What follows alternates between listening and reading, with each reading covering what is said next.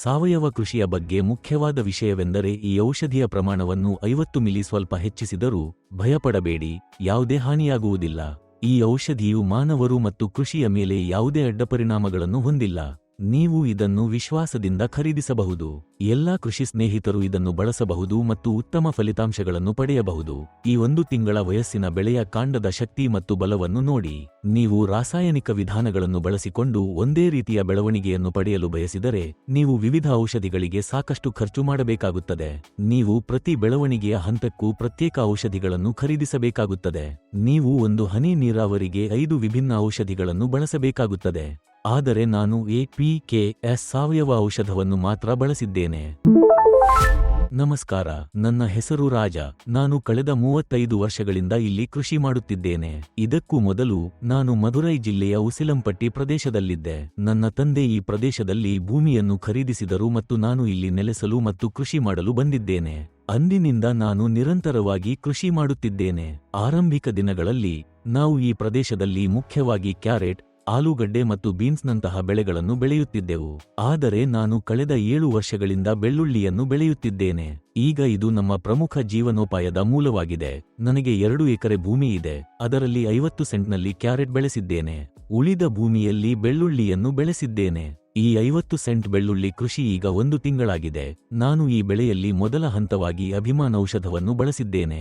1 ತಿಂಗಳ ಬೆಳೆಗೆ ನಾನು 150 ಮಿಲಿ ಡೋಸ್ ನೀಡಿದ್ದೇನೆ. ನಾನು ಇದನ್ನು ಬಳಸಲು ಕಾರಣವೆಂದರೆ ಈ ಹಿಂದೆ ಬೇರು ಕೀಟಗಳಿಗೆ ರಾಸಾಯನಿಕ ಔಷಧಿಗಳನ್ನು ಬಳಸಿದಾಗ ಪ್ರತಿ ಔಷಧವು ಸಾವಿರಾರು ಬೆಲೆಯದ್ದಾಗಿತ್ತು. ಕೆಲವು ಔಷಧಿಗಳ ಬೆಲೆ ಲೀಟರ್ಗೆ 9,000 ರಿಂದ 10,000 ರೂಪಾಯಿಗಳ ನಡುವೆ ಇತ್ತು. ನಂತರ ಫೇಸ್ಬುಕ್ ಮೂಲಕ ನನಗೆ APKS ಆರ್ಗಾನಿಕ್ ಕಂಪನಿಯ ಅಭಿಮಾನ್ ಔಷಧದ ಬಗ್ಗೆ ತಿಳಿದುಕೊಂಡೆ. ನಾನು ಅವರನ್ನು ಸಂಪರ್ಕಿಸಿ ಬೆಲೆ ಕೇಳಿದಾಗ ಅವರು 1 ಲೀಟರ್ ಕೇವಲ 500 ರೂಪಾಯಿಗಳು ಎಂದು ಹೇಳಿದರು. ಆ ಬೆಲೆ ನಮ್ಮಂತಹ ರೈತರಿಗೆ ತುಂಬಾ ಕೈಗೆಟುಕುವಂತಿತ್ತು. 4 ಟ್ಯಾಂಕ್ಗಳಿಗೆ 1 ಲೀಟರ್ ಔಷಧವನ್ನು ಬಳಸಬಹುದು.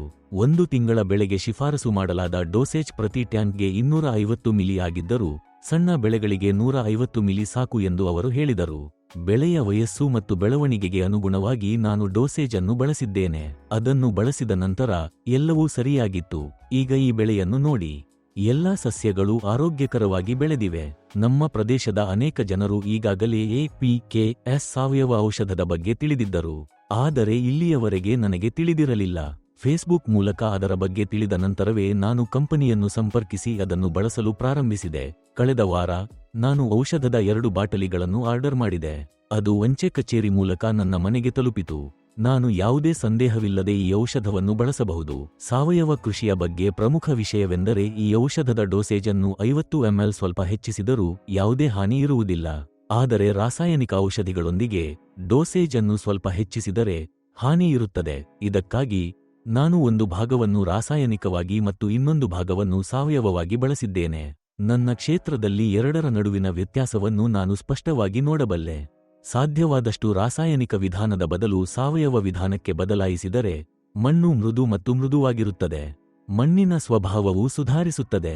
ಈ 1 ತಿಂಗಳ ವಯಸ್ಸಿನ ಬೆಳೆಯ ಕಾಂಡದ ಶಕ್ತಿ ಮತ್ತು ಬಲವನ್ನು ನೋಡಿ. ರಾಸಾಯನಿಕ ವಿಧಾನದ ಮೂಲಕ ನೀವು ಅದೇ ಬೆಳವಣಿಗೆಯನ್ನು ಪಡೆಯಲು ಬಯಸಿದರೆ ನೀವು ವಿವಿಧ ಔಷಧಿಗಳಿಗೆ ಬಹಳಷ್ಟು ಖರ್ಚು ಮಾಡಬೇಕಾಗುತ್ತದೆ. ಪ್ರತಿ ಬೆಳವಣಿಗೆಯ ಹಂತಕ್ಕೂ ನೀವು ಪ್ರತ್ಯೇಕ ಔಷಧಿಗಳನ್ನು ಖರೀದಿಸಬೇಕಾಗುತ್ತದೆ.